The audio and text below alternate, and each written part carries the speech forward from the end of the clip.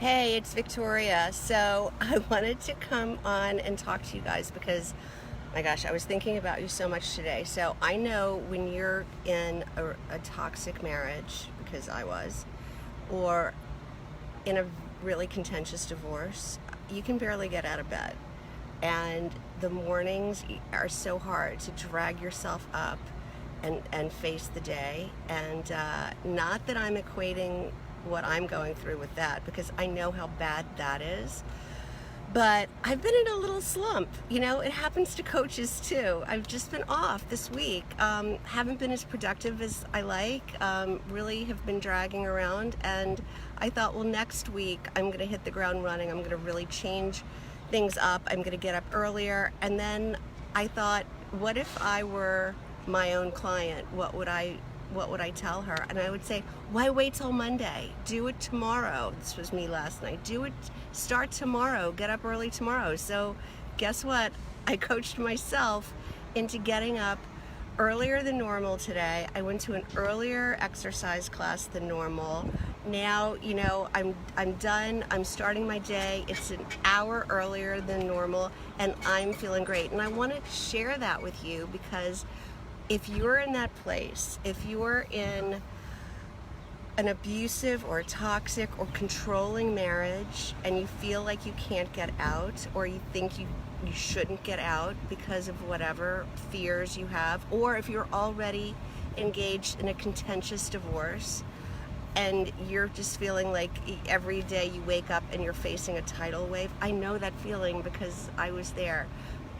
But I want you to know that if you can muscle through and just get up and out of bed and do something good for yourself, it's gonna change your mindset. And look, I know if you're just in the beginning stages of it, it's hard. And if your marriage is ending, you have to go through all 5 stages of grief, just like you would for any death. It's the death of your marriage. You have to mourn it.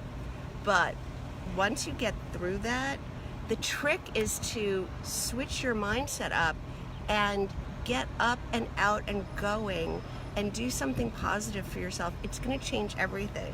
All right. So nights are bad. The gremlins start creeping in at night. Everything seems worse at night. I remember my mother used to always tell me that when I would be depressed at night or worried about something, or she would always say, everything seems worse at night.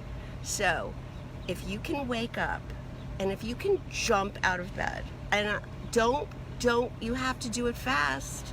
You know what I'm talking about, because if you just lie there and start thinking, all the gremlins are going to come rushing right back in, and they're going to start telling you not to get out of bed, all the reasons you should not get out of bed, why you should pull the covers over your head and hit snooze or whatever. You have to do it fast. So you should follow Mel Robbins. She has this, thanks for the hearts.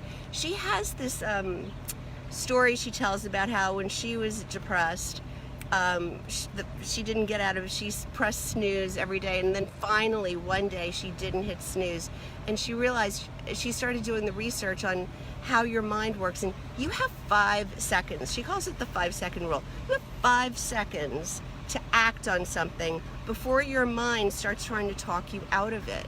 And the reason your mind is trying to talk you out of change, whatever that change of habit is, things, I know, gremlins, right? They do. You know what I'm talking about. The gremlins start creeping in. You have 5 seconds before your mind starts trying to talk you out of the change, because it is your mind's job to protect you.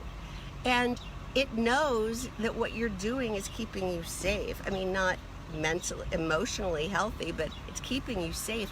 And change equals fear in your mind's mind. So it wants you to keep doing the things the way you've always done them, because it knows that that's safe.